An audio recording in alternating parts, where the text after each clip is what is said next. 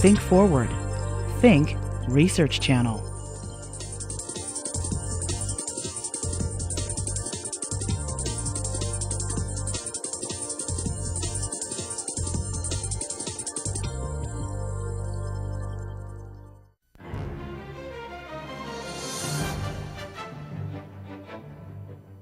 In 2004, President Bush announced a new course for America's space program. He instructed NASA to return to the moon with the eventual goal of sending Americans to Mars. NASA's recent history has been somewhat rocky, with stunning successes overshadowed by unfortunate failures. Meanwhile, the ANSARI X-prize spurred over 25 teams from across the globe to develop and fly a privately financed manned spaceship. The private sector has always played a part in space exploration. Should they now play a greater role in its future? I'm Karol Boudreaux. Please join me as we explore these issues on Capital Commentary.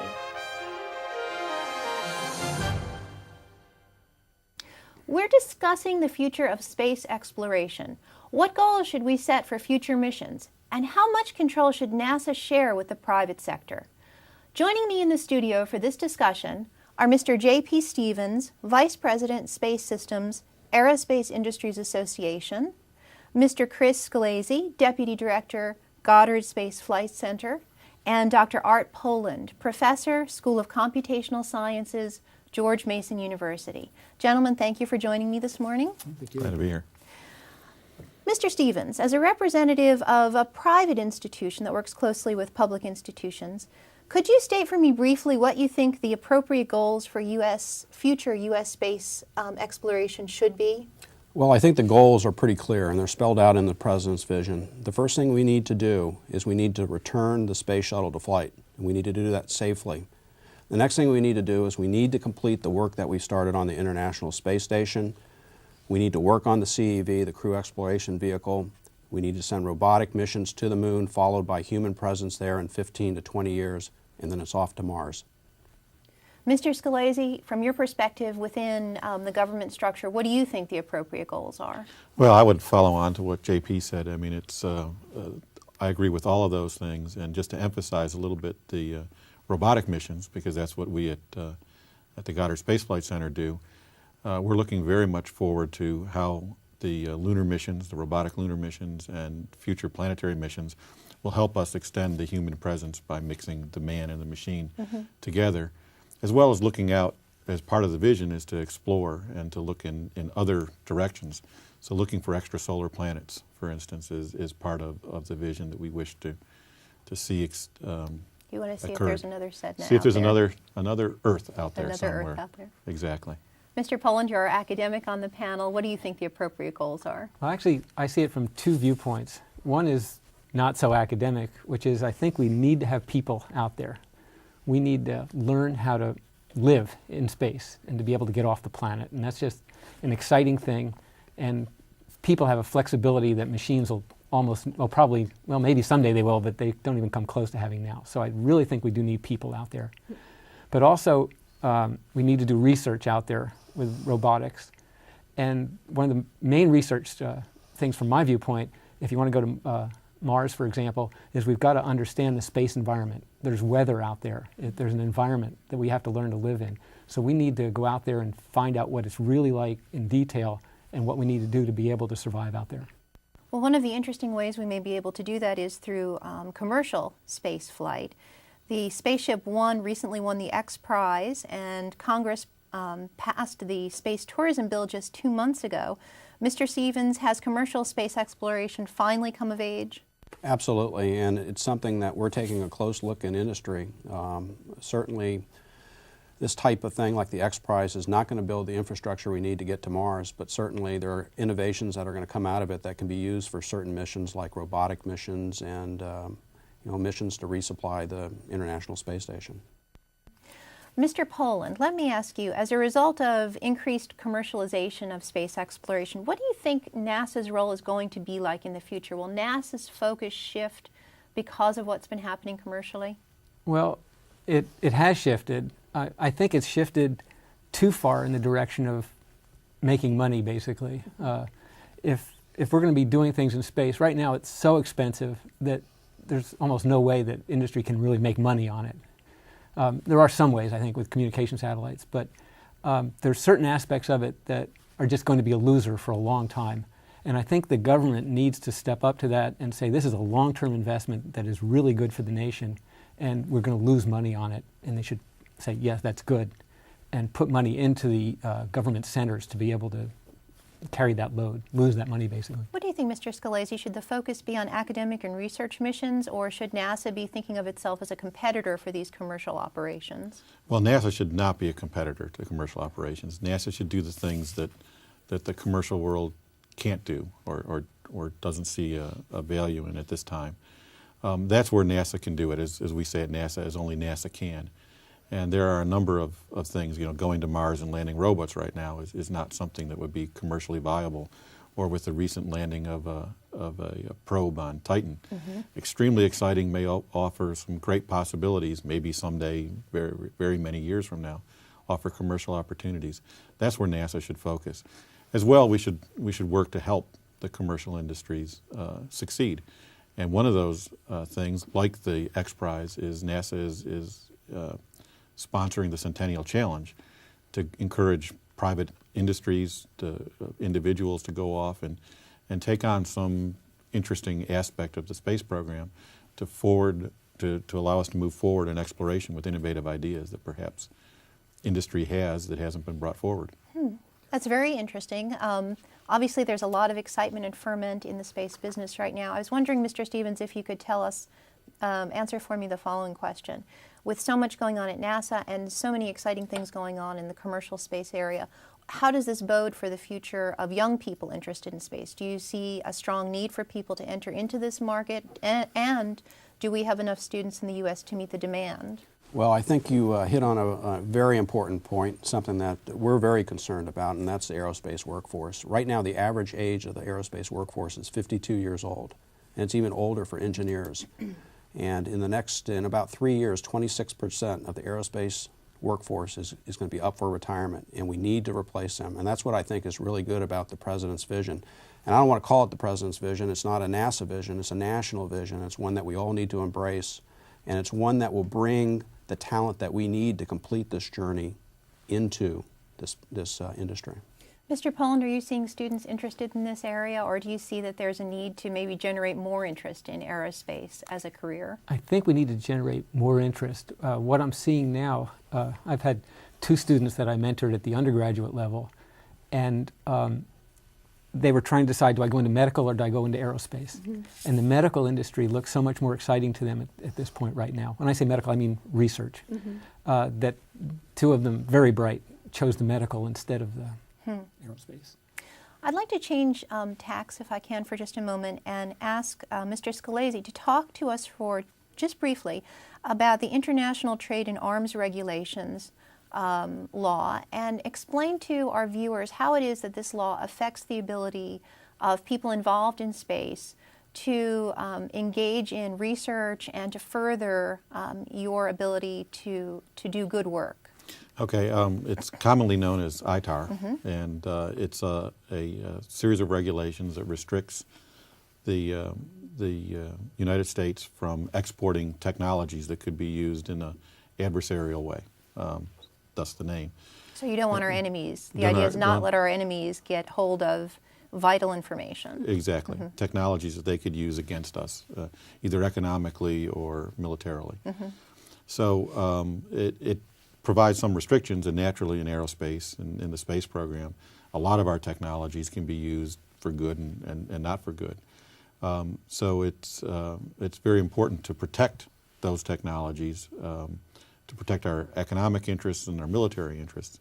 But at the same time, by doing that, it restricts our ability to communicate with our contemporaries in other countries, and it restricts their ability to communicate with us. For instance, if we go to a meeting, they have to meet certain requirements, otherwise they can't understand how our spacecraft is going to work, or how our instrument that may go on one of their spacecraft is going to work. And as a result, we're limiting our ability to communicate technologies and scientific results back and forth across the borders. And that's limited our abilities to do some missions, This unquestionably. is surely a difficult issue, though. Would you like to comment on it, Mr. Yeah, Stevens? as Chris pointed out, this is an important issue. I mean, you can take products that are identical. You can take two different flexible type hose lines. One's used in a spacecraft, one's used in a tractor, but if I take this one that's used in a spacecraft, I put it in my briefcase and I travel overseas, I'll get arrested for it. It's something that we need to look at. It's gone too far, and we need to pull it back some way. On the other hand, we want American citizens to be safe, presumably. Dr. Poland, do you have a perspective on this particular issue? I've experienced it very directly in that I was heavily involved in building a spacecraft mission with the Europeans. And the red tape involved in trying to communicate with them made it very difficult for us to work together to build a good spacecraft. So it sounds like we have consensus on the panel that there needs to be some adjustment to the ITAR rules and regulations in order to benefit American citizens ultimately by engaging in more.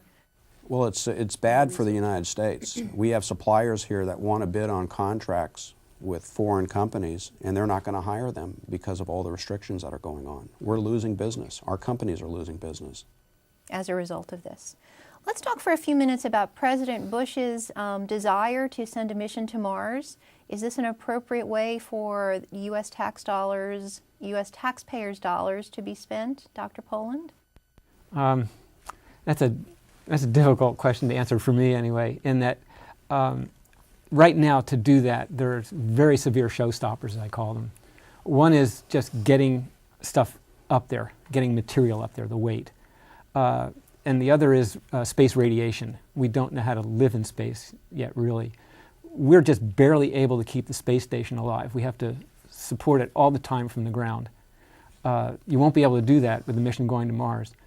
I think it's appropriate to say we are going to go to Mars, but I think we've got a lot of work to do before we can accomplish it.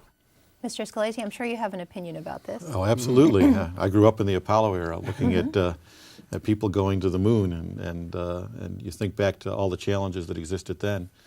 I think it is appropriate. I mean, America, the country, the world needs challenges in order to accomplish great things and improve technologies. If you look at what we did with the westward expansion, look what we did with Apollo. Mars is a long way away, there's no question about it. It's one of the goals in the President's vision. And I think the challenges that Art mentioned are going to be very difficult to overcome, but in the process of overcoming them, we'll do two things. We'll improve our life here on Earth, and I think, to your earlier question, we'll stimulate a lot of people, a lot of students to want to go into science and technology. That certainly was something that stimulated me in the 1960s, and I'm certain the same thing will stimulate students today as they see us striving hard to get to Mars and other places. Having that kind of very far-off goal, that kind of Mount Everest of a goal, really does stimulate lots of people. Mr. Stevens, is it appropriate for NASA to be undertaking this kind of a mission, or is this something that commercial space companies could do? Well, you're talking about the roles between NASA and industry, and I think they're very clear. NASA works with industry, they work with academia, they come up with a vision, and then industry builds that vision. Let's talk about the Hubble Space Telescope for a few moments. There was an uproar this past year about the plan to not service Hubble and allow it to die, kind of a slow death up in space. Latest plans seem to be that NASA will send a mission out and either, I'm not sure if it's going to be manned or robotic mission, but give Hubble a few more years of life. Is this an appropriate decision on NASA's part, Mr. Stevens?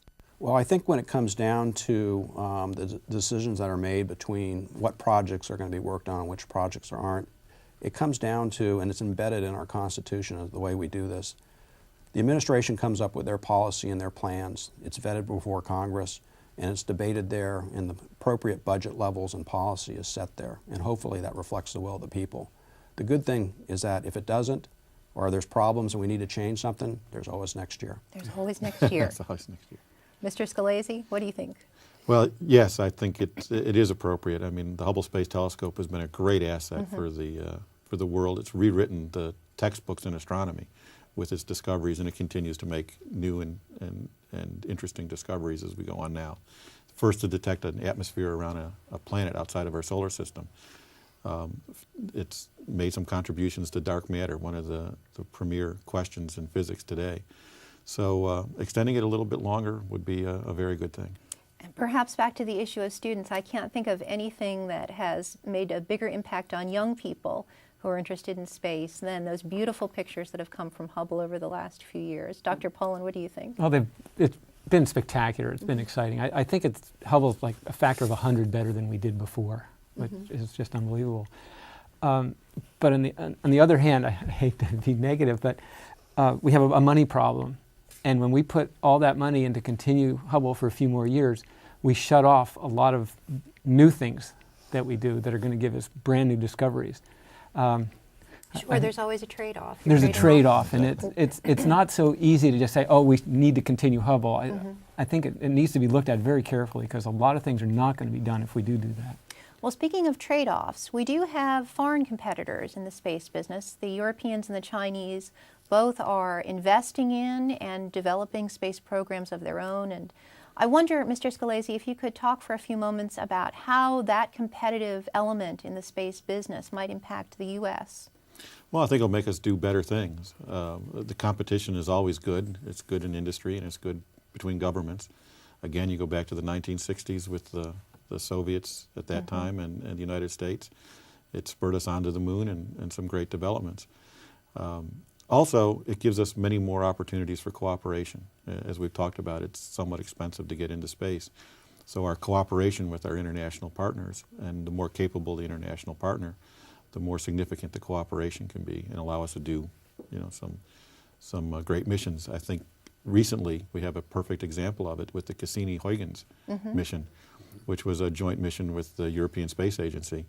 NASA provided the spacecraft that got it to Saturn, and ESA provided the Huygens probe, which just this last week landed on Titan. That's exactly. Right. And has sent back some really amazing photographs. Incredible They've just been photographs. gorgeous.